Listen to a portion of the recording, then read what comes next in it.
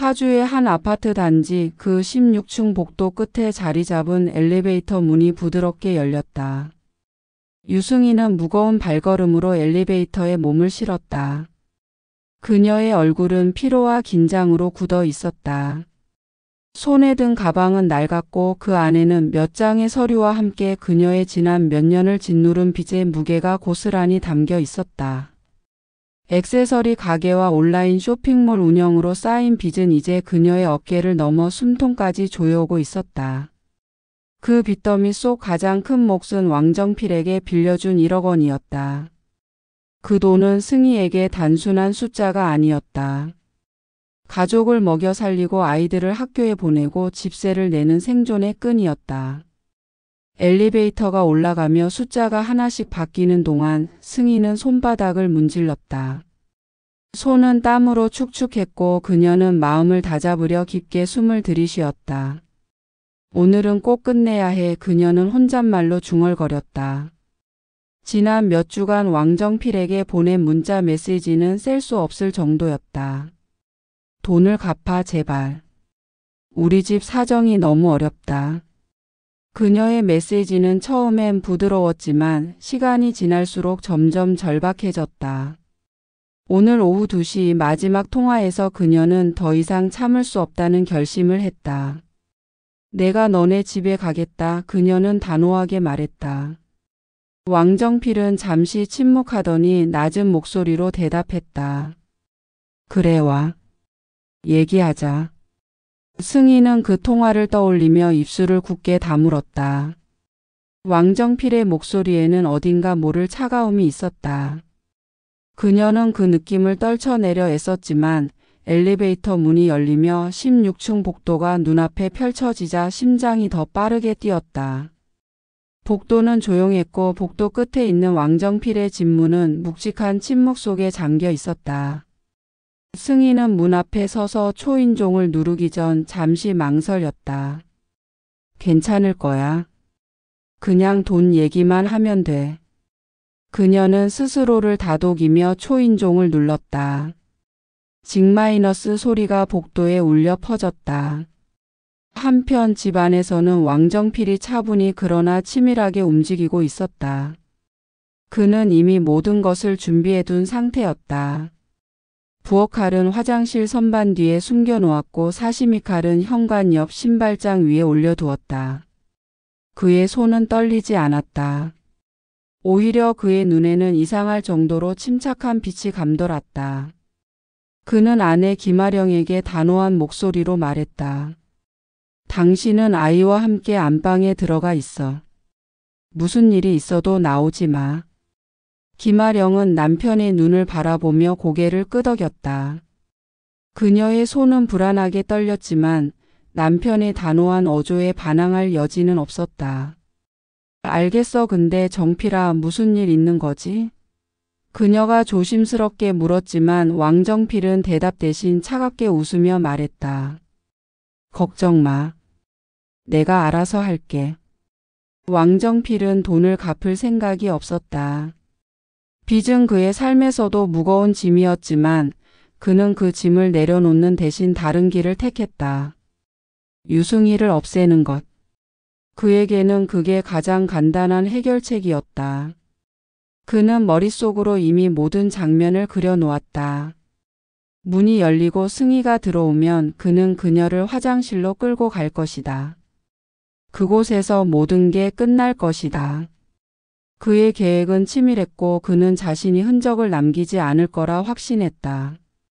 초인종 소리가 울리자 왕정필은 숨을 고르며 현관으로 걸어갔다.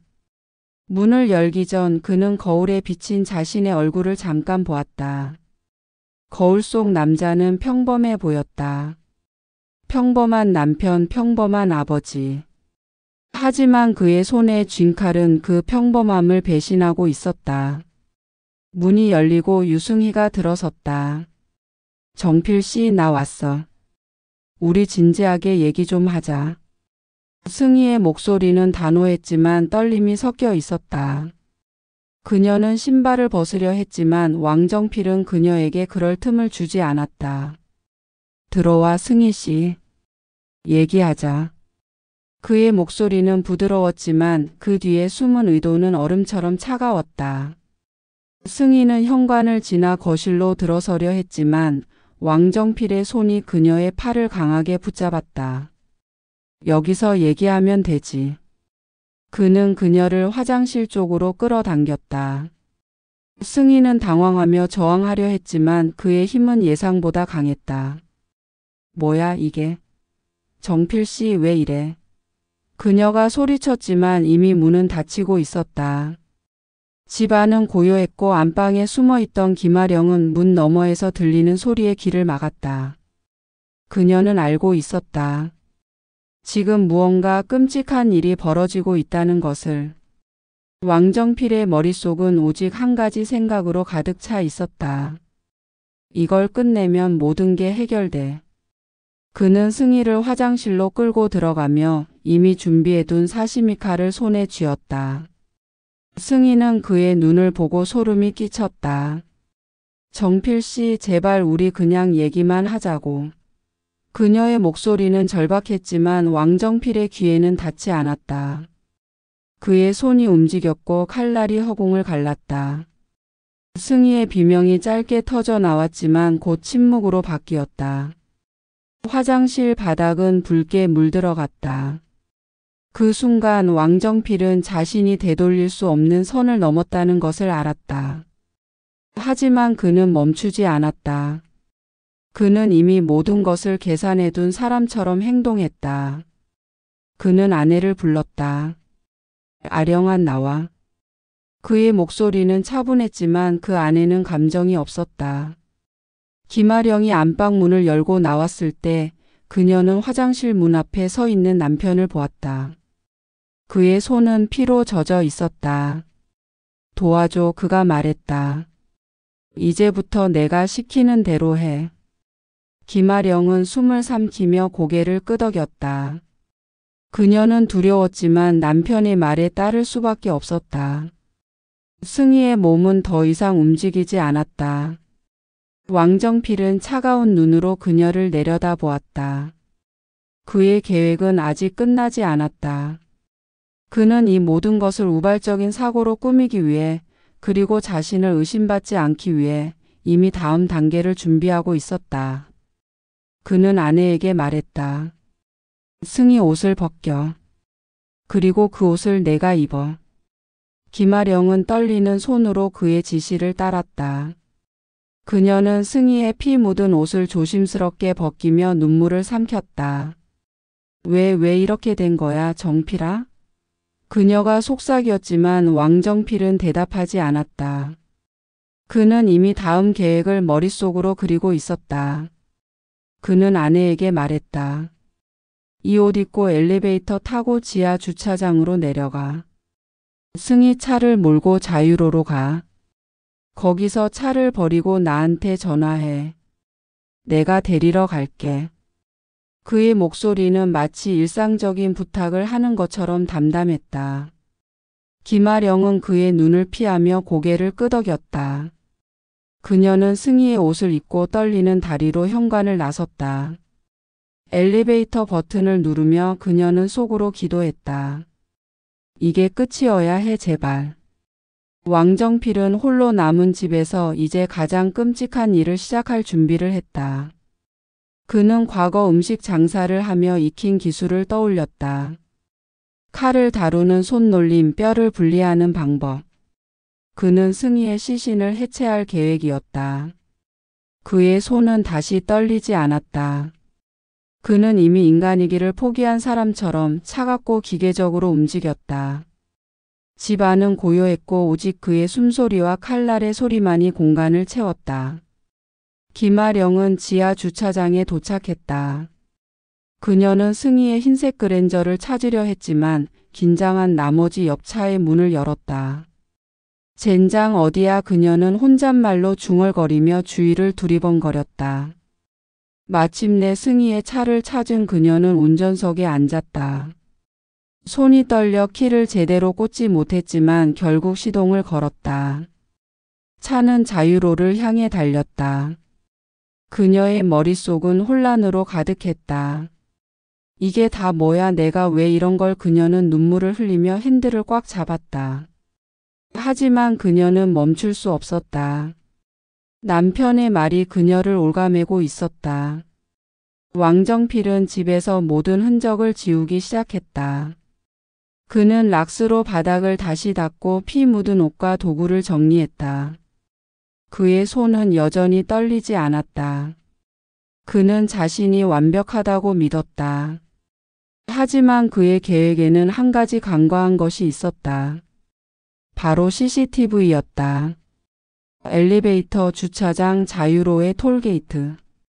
모든 것이 카메라에 찍히고 있었다. 그리고 그 영상들은 곧 그의 치밀한 계획을 무너뜨릴 단서가 될 터였다. 2020년 5월 17일 새벽이 채 밝아오기도 전 파주경찰서는 유승희의 실종 신고로 분주했다. 그녀의 가족은 전날 저녁부터 연락이 끊겼다고 신고했다. 승희가 어제 왕정필 집에 간다고 했어요. 그 뒤로 전화도 안 받고 승희의 오빠는 떨리는 목소리로 경찰에게 말했다. 그의 눈에는 불안과 분노가 뒤섞여 있었다. 경찰은 즉시 수사에 착수했다. 첫 번째 단서는 아파트 단지의 CCTV였다. 형사 김태우는 모니터 앞에 앉아 화면을 뚫어지게 바라봤다. 여기 저녁 6시 24분. 유승희가 엘리베이터 타고 올라가는 거야. 그는 동료에게 화면을 가리키며 말했다. 영상 속 승희는 낡은 가방을 들고 있었고 얼굴은 굳어 있었다. 김태훈의 눈은 날카로웠다. 그는 영상을 몇 번이나 돌려보며 뭔가 이상한 점을 찾으려 했다. 그러다 저녁 8시 37분의 영상이 그의 시선을 사로잡았다. 잠깐 이거 봐. 같은 옷 입은 여성이 내려오고 있어. 그는 화면을 멈추고 확대했다. 승희의 옷 흰색 블라우스와 검은 바지. 하지만 뭔가 달랐다. 이거 귀걸이가 없네. 그는 혼잣말로 중얼거렸다. 승희가 올라갈 때 귀에 걸려있던 은색 귀걸이가 내려오는 여성에게는 없었다. 그는 동료를 불렀다. 이거 이상해. 머리띠 위치도 다르고 목선도 미묘하게 달라. 키도 조금 작아 보이지 않아? 동료 형사 박민수는 고개를 갸웃하며 화면을 들여다봤다. 그러게 같은 사람 같지 않네. 이게 뭐야? 김태우는 직감적으로 이게 단순한 실종이 아니라는 걸 알았다. 그는 지하 주차장 영상을 확인했다. 8시 37분 승희의 옷을 입은 여성이 주차장으로 내려왔다. 하지만 그녀는 승희의 흰색 그랜저를 찾지 못하고 옆 차의 문을 열었다가 다시 닫았다. 이 여자 차도 못 찾았어. 승희가 자기 차를 모를 리 없잖아. 김태우는 의자를 뒤로 젖히며 말했다. 이건 연기야. 누군가 승희로 위장한 거라고. 박민수는 그의 말을 듣고 눈을 크게 떴다. 그럼 왕정필 집에서 무슨 일이 있었던 거지? 수사는 빠르게 왕정필의 집으로 좁혀졌다. 경찰은 그의 아파트를 압수수색했고 현관과 화장실에서 미세한 혈흔을 발견했다. 여기 이 족흔적 봐. 김태우는 화장실 바닥을 가리키며 말했다. 피 묻은 신발 자국이 현관에서 화장실까지 이어져 있었다. 신발도 벗지 못한 채 끌려간 거야. 이건 계획된 거라고. 그는 확신에 찬 목소리로 말했다. 혈흔은 락스로 닦인 흔적이 있었지만 형사들의 눈을 속일 수는 없었다. 박민수는 고개를 끄덕이며 말했다. 이거 살인사건 냄새가 나. 왕정필 이 녀석 뭐 숨기고 있는 거지? 경찰은 왕정필을 소환해 조사했다. 그는 처음엔 태연했다. 승희 씨? 네, 왔었죠. 돈 얘기하다가 화내고 나갔어요. 그 뒤론 저도 몰라요. 그의 목소리는 침착했지만 눈은 자꾸 형사들의 시선을 피했다. 김태우는 그의 얼굴을 뚫어지게 쳐다보며 물었다. 그럼 왜 CCTV에 승희 씨가 아니라 다른 여자가 승희 씨 옷 입고 내려가는 거지? 귀걸이도 없고 차도 못 찾던데? 왕정필의 얼굴이 순간 굳었다. 그건 모르죠. 제가 어떻게 아는 겁니까? 그는 말을 더듬었지만 김태우는 놓치지 않았다. 당신 아내 김아령 씨죠? 그 시간에 어디 있었어요? 김아령은 별도의 조사실에서 땀을 흘리며 앉아 있었다. 그녀는 남편의 지시에 따라 승희의 옷을 입고 차를 버리러 갔던 일을 떠올렸다. 저 그냥 남편 말대로 했어요. 정필이가 시키는 대로 그녀는 떨리는 목소리로 말했다. 형사 박민수는 그녀를 부드럽게 다독이며 물었다. 뭘 시켰는데? 자, 천천히 말해봐. 무슨 일이 있었던 거야? 김아령은 고개를 숙이고 손을 비비며 말했다. 승희 씨 옷 입으라고 했어요. 그리고 차를 자유로에 버리라고 저는 그냥 정필이가 하라는 대로 했을 뿐이에요. 그녀의 눈에서 눈물이 흘렀다. 저는 몰랐어요. 정말 몰랐어요. 그 시간 왕정필은 집에서 가장 끔찍한 일을 저지르고 있었다. 그는 승희의 시신을 화장실에 눕힌 채 과거 음식 장사를 하며 익힌 기술을 떠올렸다. 닭을 발골하던 날카로운 손놀림. 그는 큰 칼을 들고 시신을 해체하기 시작했다. 그의 손은 기계처럼 움직였다. 머리, 양팔, 양다리를 조각내 검은 비닐봉지에 담았다. 이걸 바다에 버리면 끝이야. 그는 혼잣말로 중얼거렸다. 피 냄새가 진동했지만 그는 눈 하나 깜짝하지 않았다. 그는 비닐봉지를 은색 여행용 캐리어에 쑤셔 넣었다. 새벽 3시 그는 캐리어를 차에 싣고 충남 당진 횡담도 서해대교로 향했다. 어둠 속에서 그는 캐리어를 바다로 던졌다. 물소리가 짧게 들렸고 그는 안도하며 차를 돌렸다. 이제 아무도 모를 거야. 그는 속으로 되뇌었다. 하지만 그의 계획은 완벽하지 않았다. 경찰은 김아령의 휴대폰 위치를 추적했다. 그녀의 전화는 승희의 차가 버려진 자유로 인근에서 신호를 잡았다. 여기 김아령 위치가 딱 맞아. 박민수는 지도를 보며 말했다. 이건 우연이 아니야. 이 부부 같이 움직였어. 김태우는 고개를 끄덕이며 말했다. 왕정필 이 녀석이 주도한 거야. 김아령은 그냥 끌려간 거고.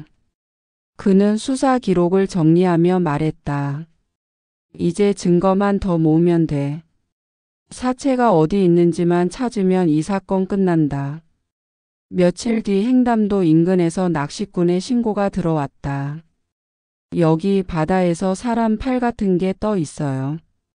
낚시꾼의 목소리는 떨렸다. 경찰이 현장에 도착했을 때 그들은 끔찍한 광경을 마주했다. 물에 젖은 검은 비닐봉지 안에는 유승희의 머리와 왼쪽 팔이 들어 있었다. 이건 왕정필 짓이야. 김태우는 이를 악물며 말했다. 그는 왕정필을 다시 불러 물었다. 이제 그만 털어놔. 사체는 어디 있어? 내가 버린 거지? 왕정필은 고개를 숙인 채 침묵했다. 하지만 그의 떨리는 손은 이미 모든 것을 말해주고 있었다. 수사는 점점 더 명확해졌다. 왕정필의 집에서 발견된 혈흔, CCTV 영상, 김아령의 자백. 모든 것이 그를 범인으로 가리켰다. 너 이거 다 계획했지? 우발적인 척하려고 아내까지 끌어들였어. 김태훈의 목소리는 날카로웠다. 왕정필은 결국 고개를 들고 낮은 목소리로 말했다. 그래, 내가 했어. 돈 때문에 그냥 다 끝내고 싶었어. 그의 자백은 차갑고 담담했다. 하지만 그 뒤에는 승희의 가족이 짊어져야 할 끝없는 슬픔이 남아 있었다. 김아령의 자백은 사건의 전모를 더 명확히 밝혔다. 정필이가 승희 씨를 화장실로 끌고 갔어요. 저는 안방에 있었는데 비명소리가 그녀는 말을 잇지 못하고 흐느꼈다. 박민수는 그녀를 진정시키며 물었다. 그 다음엔? 당신은 뭘 했어? 김아령은 떨리는 손으로 눈물을 닦으며 말했다. 정필이가 저를 불렀어요. 옷 벗기라고 락스로 피 닦으라고 저는 그냥 무서워서 했어요. 그리고 그 옷 입고 차를 몰라고 했어요. 그녀는 고개를 저으며 덧붙였다. 저는 몰랐어요. 이렇게 될 줄. 박민수는 그녀의 말을 기록하며 말했다. 아령 씨, 당신도 공범이야. 이건 그냥 따라한 게 아니야. 당신도 선택했어. 재판은 빠르게 진행되었다. 2020년 말 법정에 선 왕정필은 모든 혐의를 인정했다. 그는 살인, 사체 훼손 및 유기, 증거 위조 교사 등의 혐의로 기소되었다. 검사는 그의 범행이 치밀하게 계획된 살인이라고 주장했다. 피고인은 피해자가 집에 온다는 사실을 알자마자 칼을 준비하고 아내에게 알리바이를 조작하도록 지시했습니다. 이는 우발적인 범행이 아니라 철저한 계획하에 이루어진 잔혹한 범죄입니다. 판사는 엄중한 표정으로 판결을 내렸다. 피고인 왕정필 징역 35년. 법정 안은 무거운 침묵으로 가득했다. 왕정필은 고개를 숙인 채 아무 말도 하지 않았다. 김아령의 재판은 조금 달랐다. 그녀는 남편의 지시에 따라 움직였다는 점과 어린 자녀가 있다는 점이 참작되었다. 저는 그냥 정필이 말대로 한 거예요. 제발 우리 아이들. 그녀는 재판정에서 울며 애원했다. 판사는 그녀의 상황을 고려해 징역 1년의 집행유예 2년을 선고했다.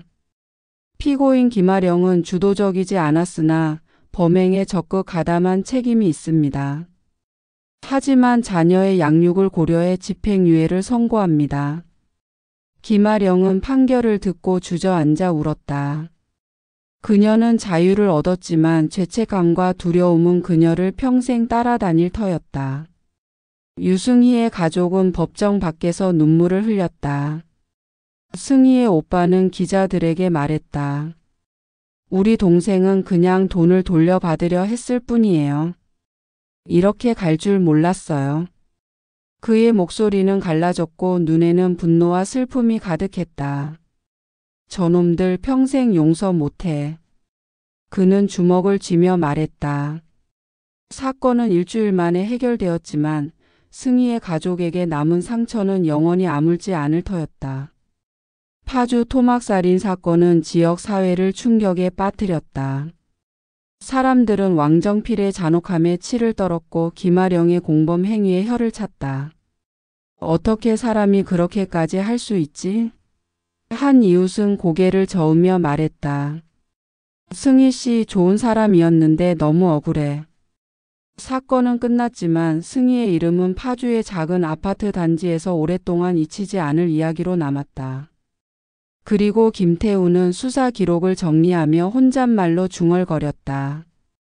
이런 사건 다시는 보고 싶지 않아. 하지만 그의 눈에는 또 다른 사건이 기다리고 있을 거라는 예감이 스쳐갔다.